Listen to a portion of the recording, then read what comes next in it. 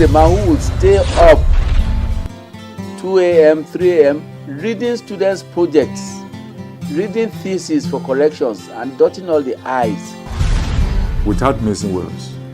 See, it's a mentor to most of us, most of our colleagues, since he came around here. And it's so surprising that at his age, we still find him highly energetic, highly committed and focused. This is a man who has devoted all of his life to scholarship. He's brilliant, he's special, and he's very humble. I think it's his humility. And you could pass him on the way and think he was the Megadi of the next house. And yet you were passing one of the most brilliant minds in this country. He is one of Nigeria's foremost actors, a theatre director par excellence. He is a man who has traversed the academic environment like a true colossus, helping to cultivate the fertile minds of all who come his unassuming way for a bounteous academic harvest. His real name looms large and his indelible footsteps firmly printed on the sands of time. He is patient and his passion for academic excellence is legendary. Here is a man who may have supervised more PhD theses than any other lecturer this part of the world. But for the fact that the name is also popular, one may find it a bit difficult locating him within his community. This is a man well known across the academic environment, even beyond the shores of his fatherland. Yet, you may pass him by and go for another personality whose figure matches the robust name you seek to keep a date with, because his wiry figure hardly attracts any attention to itself. Such is the unmatched humility and Spartan way of life of the man his numerous students love to call Baba.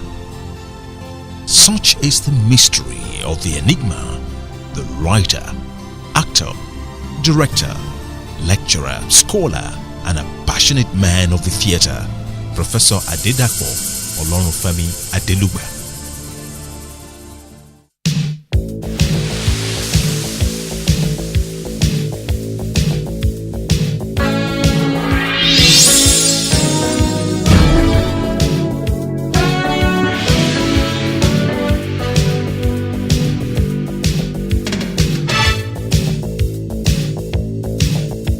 Born over 70 years ago in Ondo town of the then Ondo province of pre-independence Nigeria to a young educationist and a fairly educated mother, Dapo Adelugba had his primary education at St. Paul's Primary School, Efalaye, between 1943 and 1950, and between 1951 and 1957 he was at the Government College Ibadan for his secondary school education.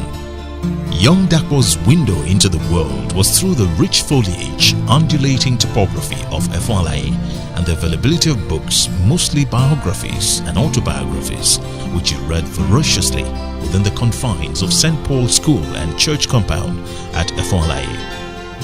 Ibadan also played a prominent role in shaping Adelugba's love for the arts, as the young boy had an early exposure to the high-life music of Eddie Okonta and his contemporaries, and also watched films at Rex and Odeon cinemas during Easter holidays at Okebola in Ibadan.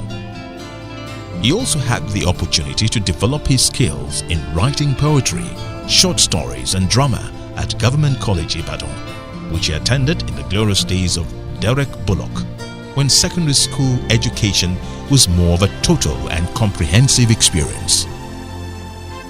Professor Adelugba attended the then University College Ibadan from September 1958 to June 1962, where he studied English, and ever since he has remained within the four walls of the academia, where he can still be found today, even at 70, as a visiting professor at Ahmadu Bello University in Zaria. Yes, very, very good memories indeed of one's youthful days.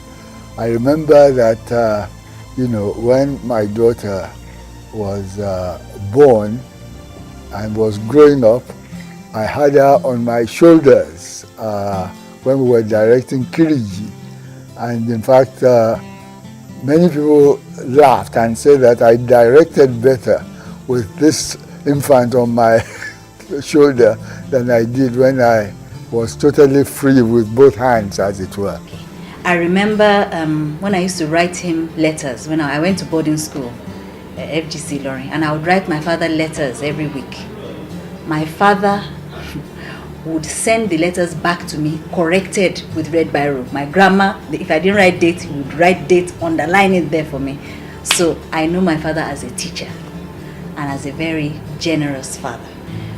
Most of what I learned from my father was watching him relating with other people. He never sat down to teach me to be generous, to give, to be kind. But I watched him and I learned from him that way. There was also the whole business of having the opportunity of visiting allied cultures in North Africa during the early days of one's honeymoon. We were at Mamamet, or rather Hammamet, in Tunisia as part of one's honeymoon. We were also able to travel to various rural parts of Ireland. We were able to travel at later opportunities to more and more countries in the West, outside of Britain and the United States. One was able to visit Germany, one was able to visit Austria, one was able to visit the Scandinavian countries, where one came into a direct encounter with the beautiful background of the work that people like Henrik Ibsen have done for the Scandinavian theatre. One down, one more to go. And my God, here it comes. It seems as if fate were putting them in my toes, one after the other. Heavens! Oh, what a misfortune! Folabi, what are you going to do, Folabi? Hey, Folabi, what are you going to do? We know what happened to find Folabi. Hey, what is this, man? What is it? I can't find him anywhere. I have been around the town. I can't find him to tell him of this great calamity. Folabi! Hey, what is it, man? I am here. What is it? He must have gone into hiding. He must have gone into hiding. I can't find him anywhere. Folabi! Hey! Stop here! Are you blind that you cannot see me? Mr. Folabi, I couldn't see you anywhere.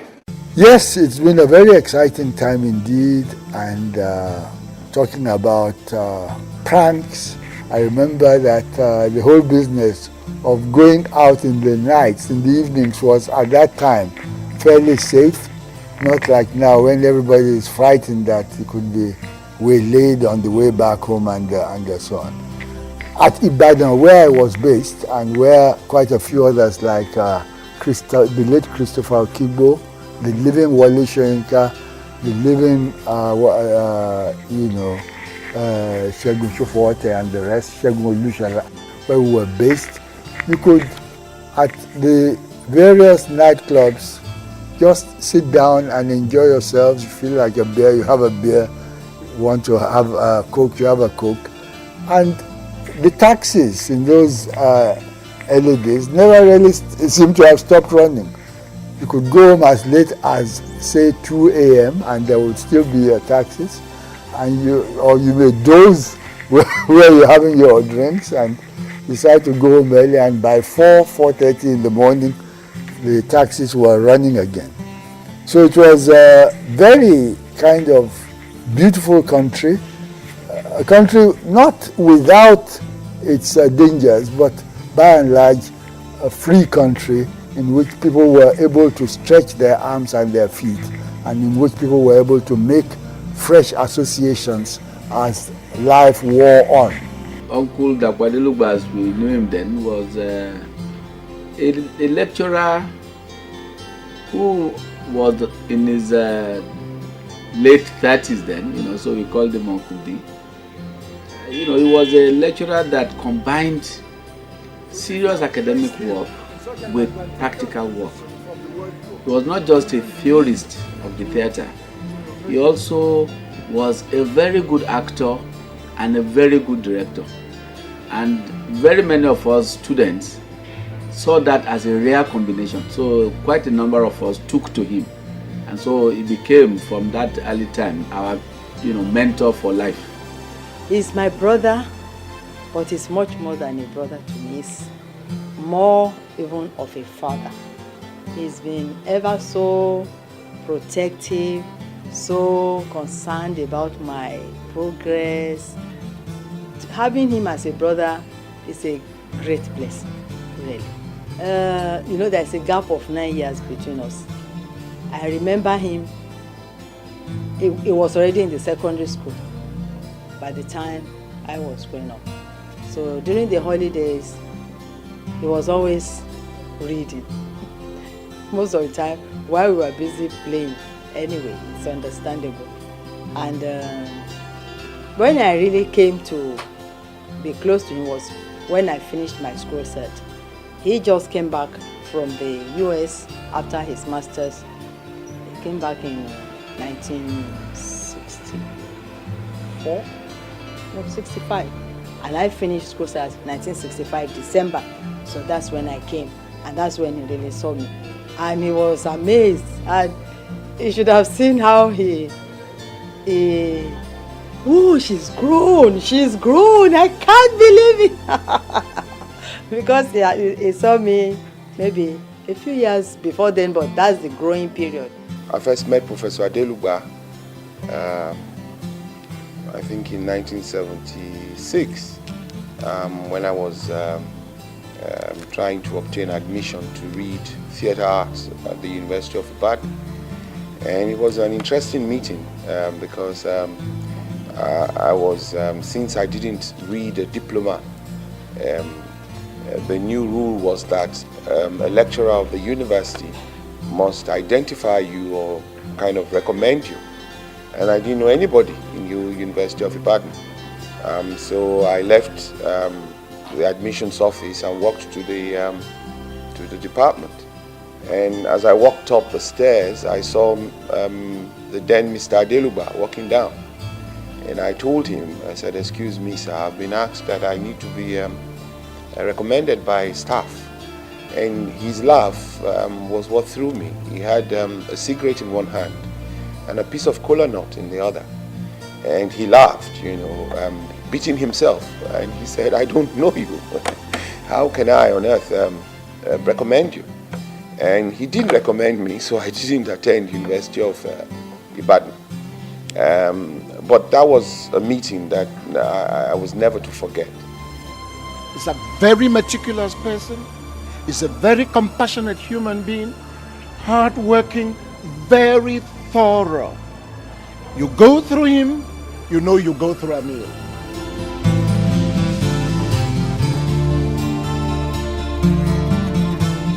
It was entitled Nationalism and the Awakening National Theatre of Nigeria.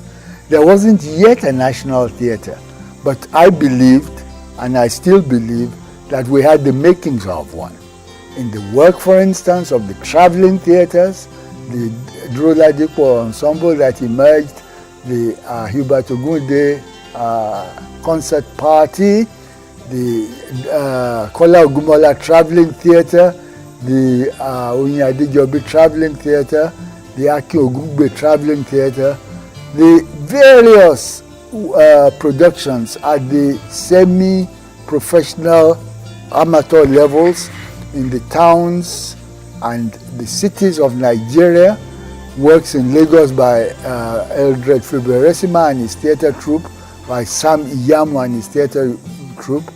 And as things developed, the work at the Ahmadu Bello University Zaria, the work at what preceded it, the Bayero efforts before the ABU theatre in itself got established.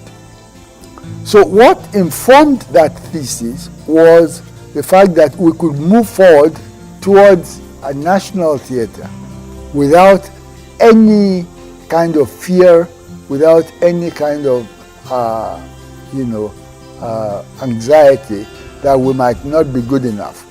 And as it was to be proved later, Nigeria proved to deserve its national theatre. And this became very obvious at Festac 77 and the immediate events before Festac 77. Adelugba's first epic work as a director was the Kiriji War, written by the late Wale Ogunyemi. I remember Kiriji very well. It was the first production that would involve all the students of the then young Department of Theatre Arts.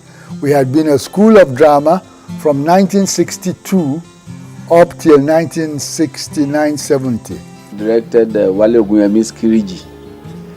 And he didn't, he insisted on having an audition. So he didn't like look at the more senior students to say these are the people that will play the lead role and all of that. And as a young student then, I played the role of Ogumo Dede. And I was the one that was made to ride a horse on stage, because the play was also, done in the Courtyard Theatre and Olubadan Stadium and eventually in other places at Ife and all of that. And, this was a man who gave so much of himself and he expected so much of people. And he would not do favoritism within the context that is known in Nigeria. He would give you what you are due.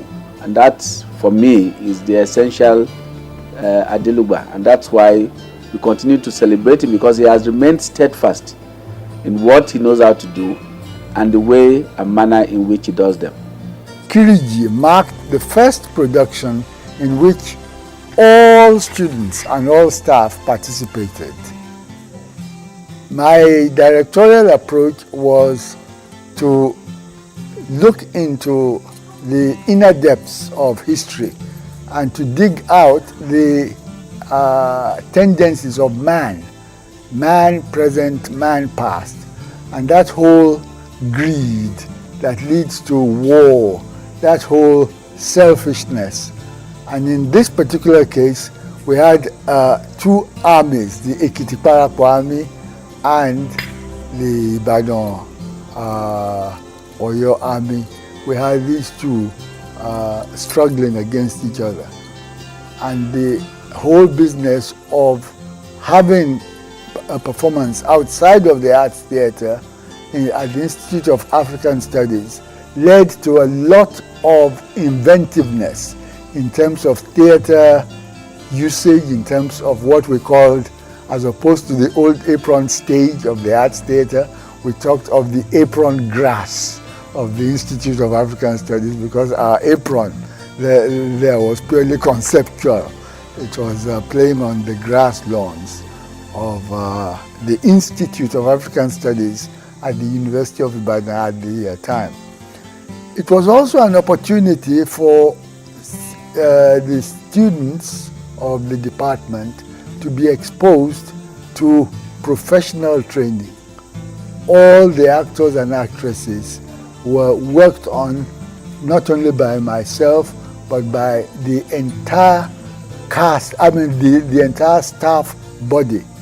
Each person coming in with his own specialization or her own specialization, whether it be in design, whether it be in costuming, whether it be in the assemblage and building of properties, whether it be in the area of lighting or scenery or physical exercises. The department felt it was moving forward, and indeed it has since then. We're now on to the 38th year after that. The department has been moving forward with that initial propulsion, if one might call it that, towards excellence that Kiriji provided. And the playwright himself, God rest him, Chief Wale Ogunyemi, JPMON, was highly excited by the opportunity of having a youthful work like his, Kiriji, being staged by a troupe that could compare with any troupe in the rest of the collegiate theatre world at the time.